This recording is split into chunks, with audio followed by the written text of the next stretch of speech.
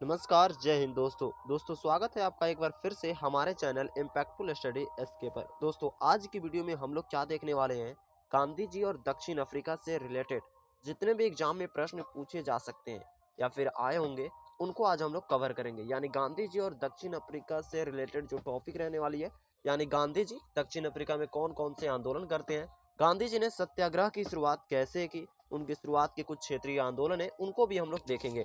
दोस्तों ये टॉपिक जो है बहुत ज़्यादा इंपॉर्टेंट रहना है। अगर आप किसी भी एग्ज़ाम की तैयारी करते हो, गवर्नमेंट एग्जाम की अगर आप तैयारी करते हो, तो ये टॉपिक बहुत ही ज़्यादा इंपॉर्टेंट रहने वाला है। इवन यहाँ तक कि यूपीएससी और स्टेट पीसीएस के लिए भी ये बहुत ज़्यादा इंपॉर्टेंट है। तो आप लोग वीडियो को अंत तक जरूर से ज़रूर देखना। तो चलिए बिना देरी किए वीडियो को स्टार्ट करते हैं। दोस्तों क्या है, गांधी जी और दक्षिण अफ्रीका हम लोग पढ़ने जा रहे हैं। दोस्तों 1893 में दादा अब्दुल्ला कंपनी मुकदमा लड़ने के लिए गांधी जी कहाँ जाते हैं, दक्षिण अफ्रीका गए। याद रखना है दोस्तों, 1893 में दादा अब्दुल्ला कंपनी मुकदमा लड़ने के लिए गांधी जी दक्षिण अफ्रीका गए। दक्षिण अफ्रीका में उन्हें कई अवसरों पर नस्लीय भेदभाव का सामना करना पड़ा। ठीक है, जैसे डरबन से प्रिटोरिया जाते वक्त, कहाँ से, डरबन से प्रिटोरिया जाते वक्त उनको पीटर मैरिट्सबर्ग नामक स्टेशन पर उन्हें ट्रेन से उतार दिया जाता है। किस लिए उतार दिया जाता है, नस्लीय भेदभाव के कारण। दोस्तों याद रखना, एग्जाम में पूछा जा सकता है कि डरबन से प्रिटोरिया जाते वक्त गांधी जी को किस स्टेशन पर उतार दिया गया था। तो याद रखना दोस्तों, पीटर मैरिट्सबर्ग नामक स्टेशन पर जो है गांधी जी को उतार दिया गया था। दक्षिण अफ्रीका में भारतीयों के साथ भेदभाव वाले कई कानून भी बनाए गए। ठीक है, दक्षिण अफ्रीका में भारतीयों के साथ भेदभाव वाले कई कानून भी बनाए जाते हैं। जैसे आप देख सकते हैं, नटाल में मताधिकार से वंचित करने वाला कानून। ठीक है, नटाल में मताधिकार से वंचित करने वाला कानून हो गया, या जोंटिसबर्ग में पंजीकरण कानून।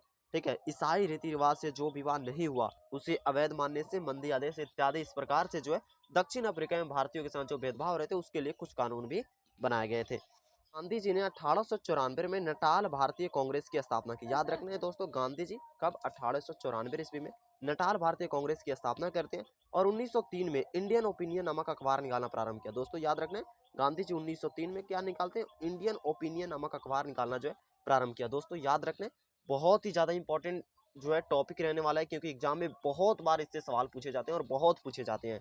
ठीक है दोस्तों, तो 1903 में इंडियन ओपिनियन नामक गांधी जी अखबार निकालना प्रारंभ करते हैं। 1904 में डरबन में पेनिक्स आश्रम की स्थापना की।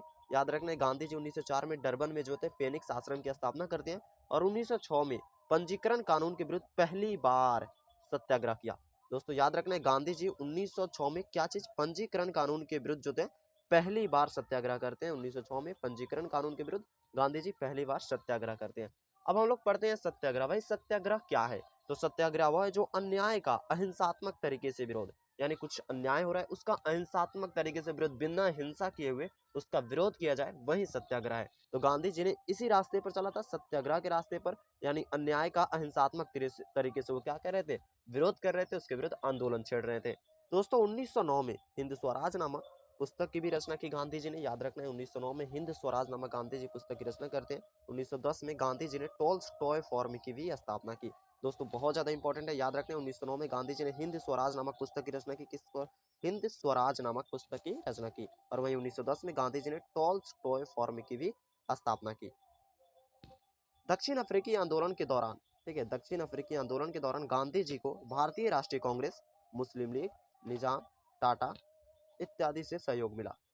याद रखना है दोस्तों, दक्षिण अफ्रीकी आंदोलन के दौरान गांधी जी को जो है भारतीय राष्ट्रीय कांग्रेस, मुस्लिम लीग, निजाम, टाटा इत्यादि से जो है सहयोग मिलता है। और उनके एक जर्मन मित्र थे कालन बेग। याद रखना है दोस्तों, उनके जर्मन मित्र कौन थे, कालन बेग, जिन्होंने गांधी जी को दक्षिण अफ्रीका में मदद की थी। याद रखना है दोस्तों, बहुत ज्यादा इंपॉर्टेंट है, दक्षिण अफ्रीकी आंदोलन के दौरान गांधी जी को कौन कौन सहयोग करते हैं, भारतीय राष्ट्रीय कांग्रेस यानी इंडियन नेशनल कांग्रेस, मुस्लिम लीग भी सहयोग करता है, निजाम, टाटा इत्यादि से उनको सहयोग मिलता है, और साथ ही उनके जर्मन मित्र कालन बेग से भी गांधी जी को दक्षिण अफ्रीका में मदद मिलती है।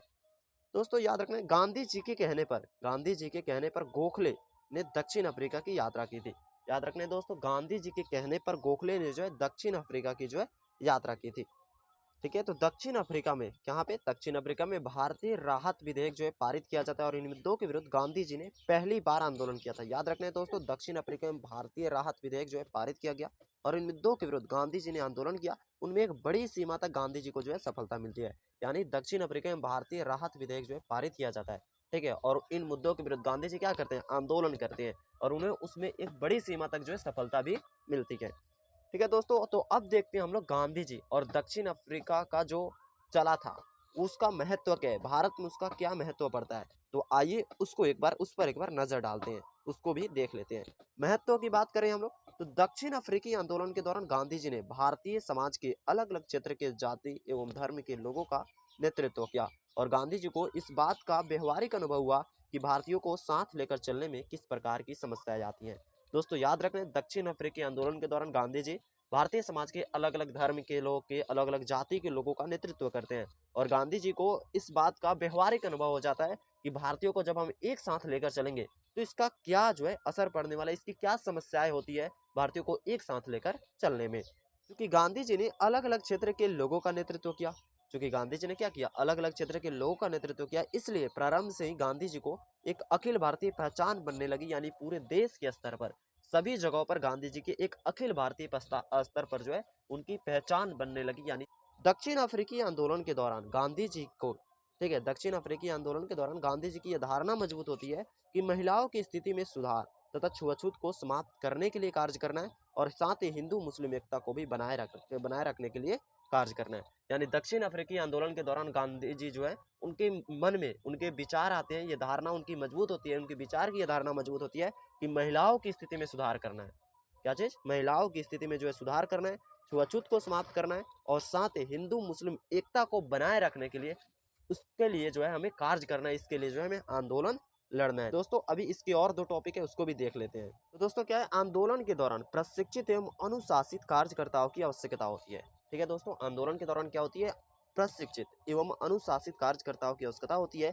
इसी उद्देश्य से आश्रम जैसे प्रयोग किए जाते हैं और यह प्रयोग भी आगे चलकर उपयोगी साबित होता है। दोस्तों याद रखना, आंदोलन के दौरान कैसे लोग चाहिए हमको, प्रशिक्षित चाहिए, जो शिक्षित हो, अनुशासित हो, ठीक है, वैसे लोगों की आवश्यकता पड़ती है। और इसी उद्देश्य से आश्रम जैसे प्रयोग किए जाते हैं। कैसे प्रयोग किए जाते हैं, आश्रम जैसे प्रयोग किए जाते हैं और ये प्रयोग भी आगे चलकर उपयोगी साबित होता है।